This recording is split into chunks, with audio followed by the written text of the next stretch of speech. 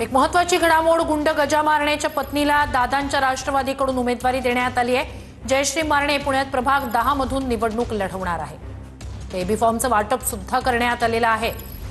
जयश्री मारणेला दादांच्या राष्ट्रवादीकडून उमेदवारी देण्यात आली। गुंड गजा मारणेची पत्नी जयश्री मारणे पुण्यात प्रभाग 10 मधून निवडणूक लढणार आहे। भाजपनं तिकीट नाकारलंय, त्यामुळे धनश्री तोडकर आत्मदहनाच्या निर्णयावर ठाम आहेत। त्यांची मनधरणी करण्याचे प्रयत्न भाजपकडून सुरू आहेत। तर धनश्री तोडकर यांची नाराजी कायम असल्याचं पाहायला मिळतंय। त्यांनी काल आत्मदहनाचा इशारा दिला होता, ते अजूनही त्या निर्णयावर ठाम आहेत। खरं तर तुम्ही आत्मदहनाचा इशारा काल दिलेला होता, ठाम आहात तुम्ही या सगळ्या भूमिकेवर? होय, मी ठाम आहे। आत्मदहन हे करणारच, कारण पक्षाने माझ्यासारख्या तरी महिलेला डावललेलं आहे पक्षाने। मग काय भूमिका असणार आहे तुमची? निवडणुकीला सामोरे जाणार आहात किंवा पक्षाकडनं काय सांगण्यात आले? माझं ते थोड्या वेळानंतरच कळेल। माझा तो निर्णय झाला नाही की निवडणुकीला सामोरं जायचं काय, पण आत्मदहन हा करणे ठाम निर्णय माझा अजूनही तोच आहे।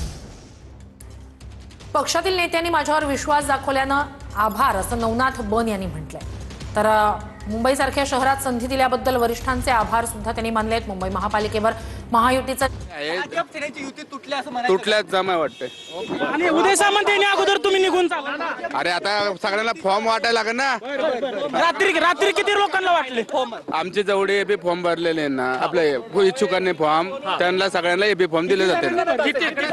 मला वाटतं 70 ते 80 जणांनी भरलेले, आणि आता बाकीचे आता भरतील काही जण। नाही आता माघार नाही ना।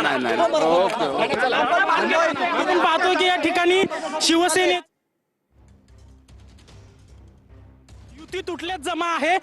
नाना, खरं तर कुठेतरी उशीर झाला असं वाटतंय का नाना? ह्या निर्णयाला उशीर मला फॉर्म भरू दे की जाऊन आता उशीर झाला, पण उशीर झाला। सगळ्या कार्यकर्त्यांना फॉर्म भरायचा आहे, लवकर मला पोहोचत सगळ्यांचे फॉर्म व्यवस्थित भरून। भाजपनं फसवलं तुम्हाला? भाजपनं आमचे नेते मंडळी बोलते, पण भाजपनं शेवटच्या दिवसापर्यंत तुम्हाला युतीसाठी आग्रही धरला आणि आता फसवलं असं वाटतंय? आता थोड्या वेळाने मला सगळ्यांना फॉर्म भरवायला लावू द्या, सगळ्यांचे फॉर्म चेक करायचे आहेत आणि सगळ्यांना। आताची लढाई भाजपच्या विरोधात असणार का?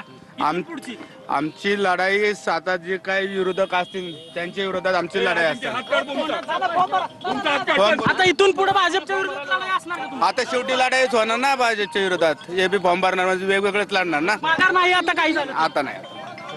आता आपण पाहतोय की या ठिकाणी पाहतोय की युती तुटल्याचं या ठिकाणी जाहीर केल्याचं आता नाना बानगिरे यांनी जाहीर केलेलं आहे।